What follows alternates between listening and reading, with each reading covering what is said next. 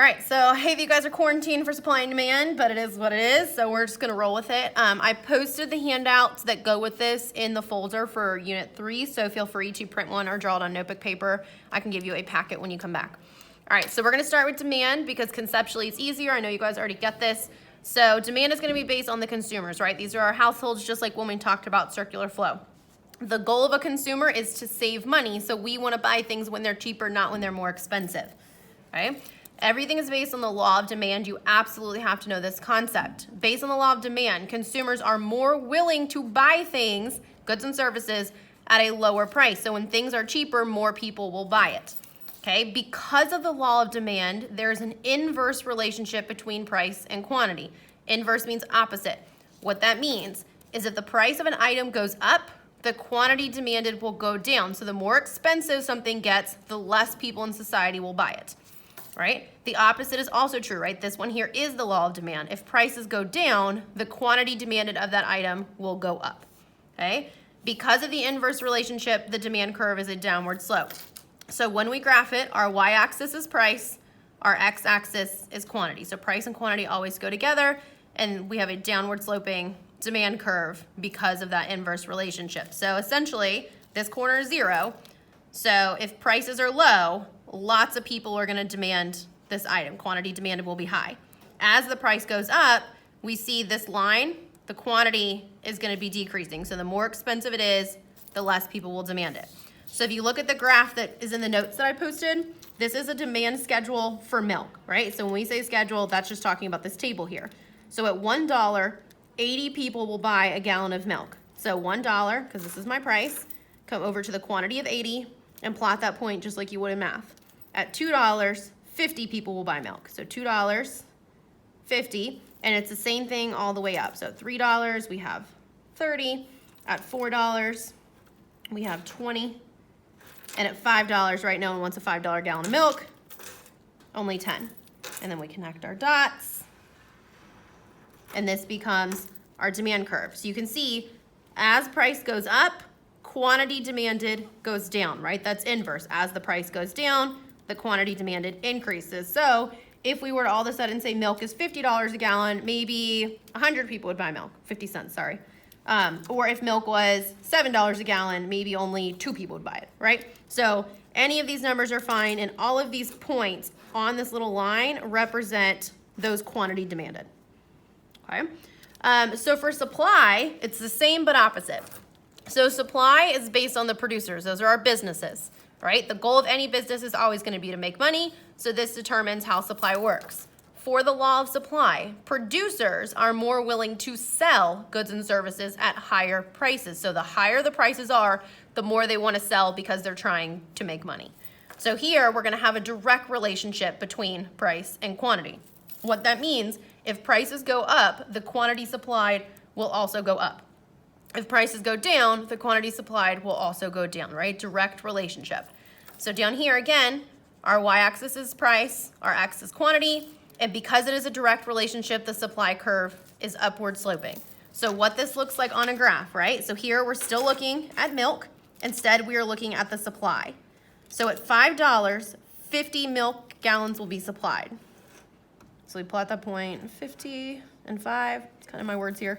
All right, at $4, 40 gallons of milk. At $3, 30 gallons of milk.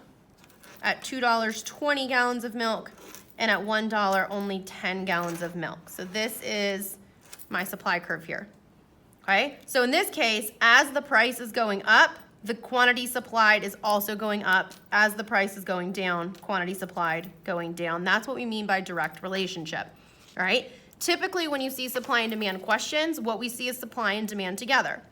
So if you look at this graph, again, price is my Y, quantity is my X. This time we're going to put demand and supply together. So I'm going to graph my demand curve here.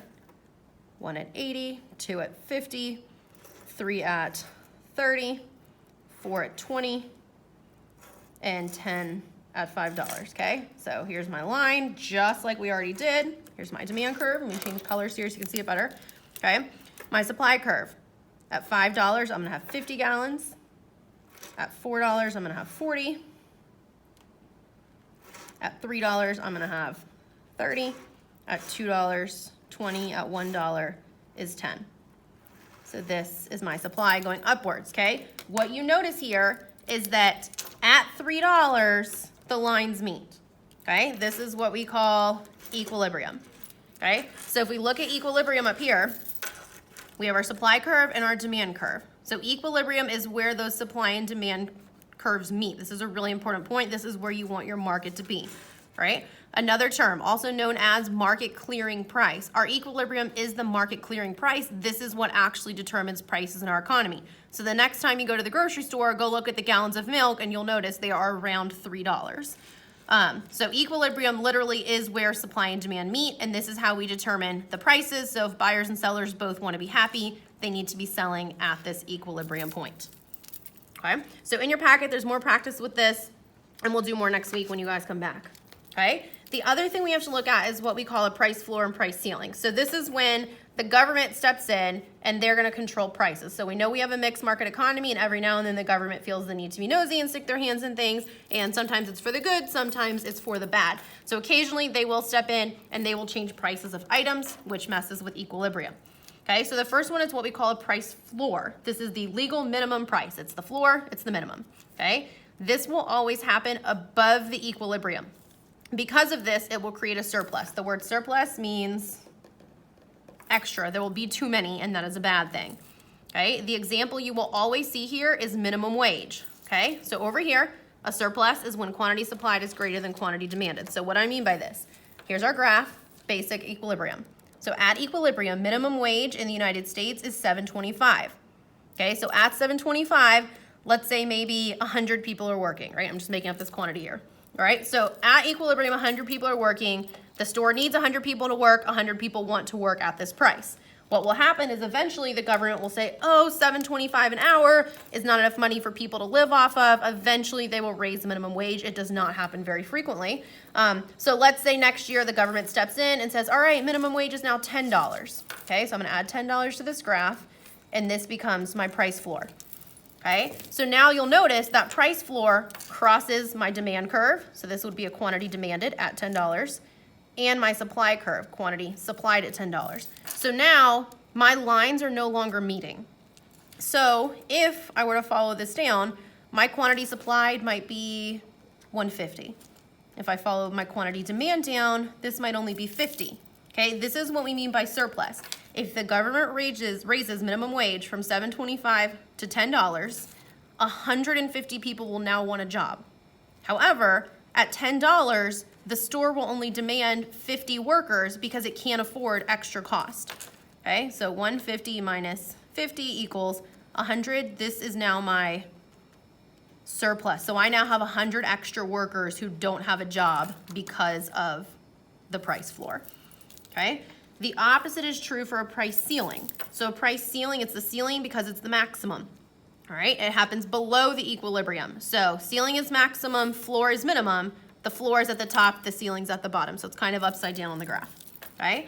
A price ceiling will create a shortage, and the example you will always see is government housing, okay? When we have a shortage, it means our quantity demanded is greater than our quantity supplied. So what happens with this is, let's say the average apartment costs $1,200 a month for a one-bedroom apartment, and an apartment complex might have 50 one-bedroom apartments, okay? So that's at equilibrium, everyone's happy. What'll happen is you'll have a rundown area, maybe somewhere kind of sketchy that you don't want to live, and people can't afford that, okay? If we go back to those minimum wage people, if you work minimum wage full time, you can't afford $1,200 a month for an apartment. So you'll have these areas that no one wants to live because they're run down, and the people who do live there, maybe they don't want to live there, but they don't have a choice, it's all they can afford, but some people can't even afford that. So occasionally when an area gets so bad, the government will step in and they'll do subsidized housing where the government will say, okay, you cannot charge this much because people can't afford it, right? These are people who are desperate for housing. So they might come in and say, okay, you can't charge more than $900 for that one-bedroom apartment. Okay, so now we have a price ceiling here. So again, my price ceiling is crossing my supply curve, so this will be quantity supplied. My price ceiling crosses my demand curve over here, so quantity demanded. So now I might have 150 people who want to demand a new apartment at this price, but I only have 25 in my quantity supplied. So here, quantity demanded is 150, quantity supplied is 25. So when you do the math here, that's 125 shortage, okay? So they're not gonna have enough, we're at disequilibrium. So this right here would be a shortage, okay?